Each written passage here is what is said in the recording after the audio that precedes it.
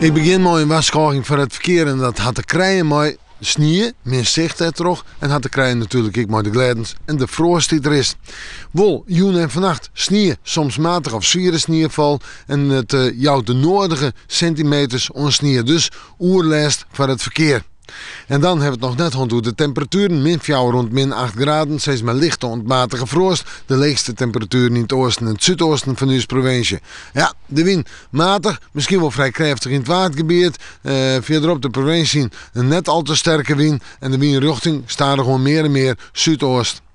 Morgen we beginnen nog met sneeuw in de maandtijd. In de middag wordt het droog en hebben we de zinnen erbij. Temperatuur nu daar onder 0, lichte ontmatige frost. Zeg maar zo'n min 3 tot min 5 graden. Misschien op eiland nog een graadje hegen, maar het blijft overal vriezen. En de wind uit het zuidoosten mooi, matig rond vrij krachtig. Ik kan wel eens even krachtig wezen in het watergebied. Viel echt koud hoor.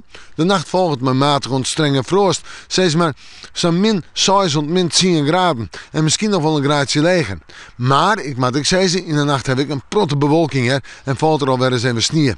S'nachts morgen nog sneeuw in het zuidelijke pad van de provincie. Het orenpad houdt het denk ik wel droeg. De zinnen erbij. En we hebben het s'nachts nu op webfrost. Rond min 4 graden. Matige frost nog in het oosten en het zuidoosten.